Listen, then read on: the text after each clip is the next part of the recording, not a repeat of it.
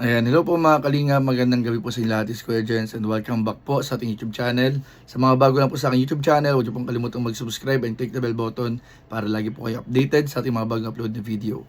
At huwag po natin kalimutan suportahan ang Team Kalingap sa pangunguna ni Kuya Val Santos Matubang, Ate Edna Vlog at syempre Kalingap Rab.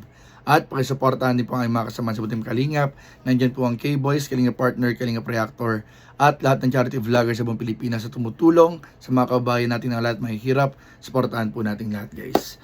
So, eto mga kalingap, medyo mainit-init pa mga kalingap, at ito nga sa pagbalik natin ng diet galing po sa ating travel sa Sorsogon. Kasama po ang Jomcar, ang Franjoy, at ang iba pa nating mga kaibigan kasama sa K-Boys at mga barkada po namin. Ay eto nga, mainit-init pa mga kalingap, may nakaabot po agad sa akin na balita. And this time, hindi lang siya mga kalingap, bulong-bulungan or chismis or marites or guys, may ebidensya tayo. This time may ebidensya tayo mga kalingap.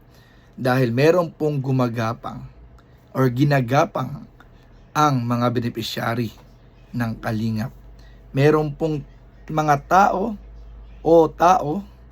na gustong makuha ang ibang mga beneficiary ng kalingap.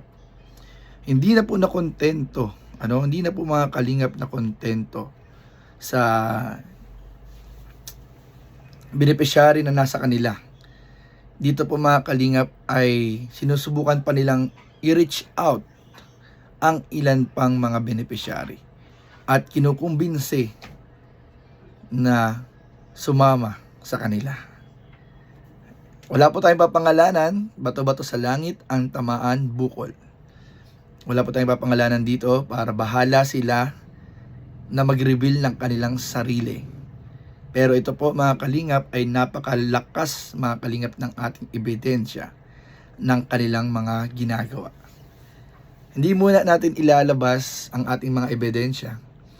Pero nakakatawa na lang po talagang isipin na masyado na silang desperado at parang bang talagang paninira na po mga kalingap yung mga ginagawa po nila.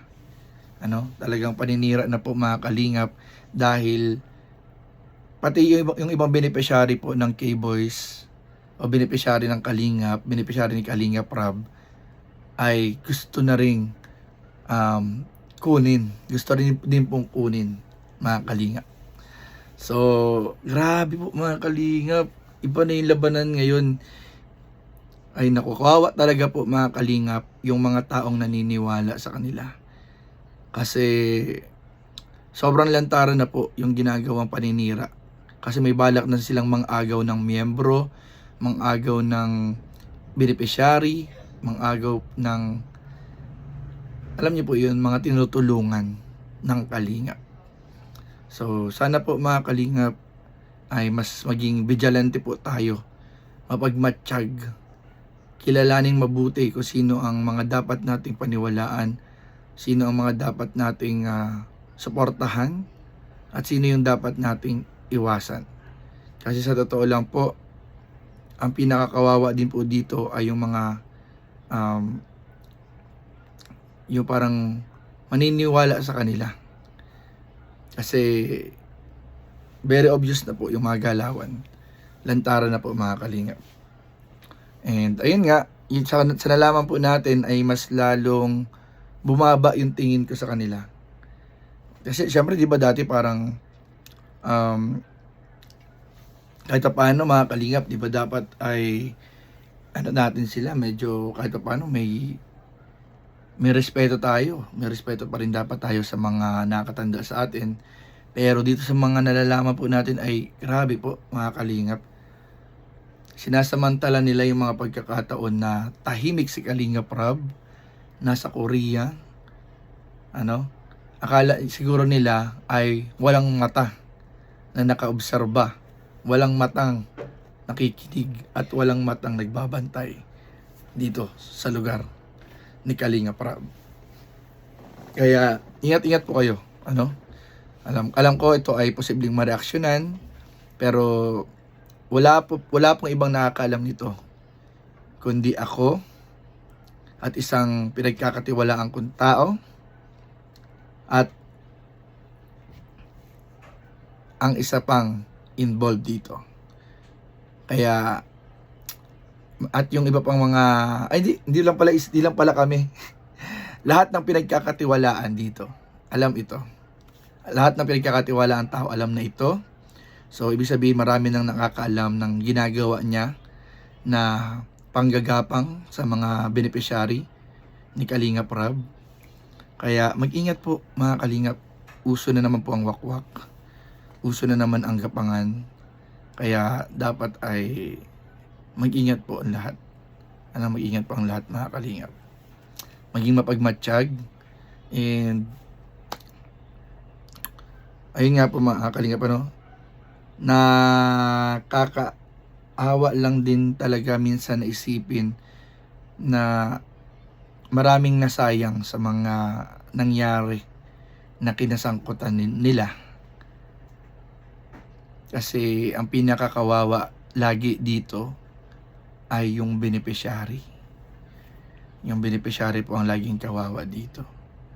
Or yung pamilya ng beneficiary na maaari pa sanang gumanda pa yung buhay nila. Pero marami po kasing bagay na hindi natin kontrolado.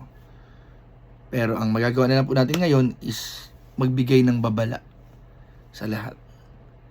Grabe. Hindi ako makapaniwala guys.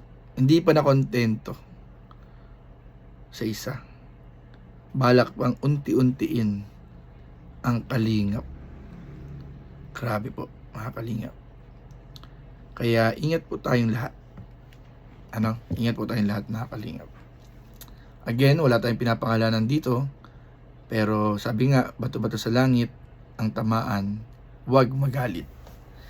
Pero kung sinong hinasikan mo ng asin, pag umaray, naku, yan yun, guilty yun guys, mga Kalingap. Kaya maging mapagmatsyag lang po tayo. And kila Kalingap Rab na nasa Korea pa hanggang ngayon, ingat lang bro, ingat kayo dyan, huwag kayong mag-alala. Andito kami, mga tropa, mga barkada. Kami ang bahala muna dito magbantay habang nandiyan kayo. Huwag kang mag-alala bro, kami ang bahala sa mga nyo dito. Enjoy lang kayo, and malapit na rin naman yung uwi nila Kalingap Rab. So ingat kayo sa biyahe. And grabe, sobrang saludo kami sa iyo bro. Kasi ang dami mong pinagsasabay-sabay na tulungan. At may mga issues pang nangyayari, pero hindi ka nagpapa-apekto sa mga ito. So saludo kami sa iyo lahat bro, and ingat palagi. God bless always sa buong team Kalingap. So yun lamang po, and maraming po salamat sa inyong panonood. Please don't forget to like, comment, share, and subscribe sa ating mga video. Maraming po salamat. God bless. Bye-bye.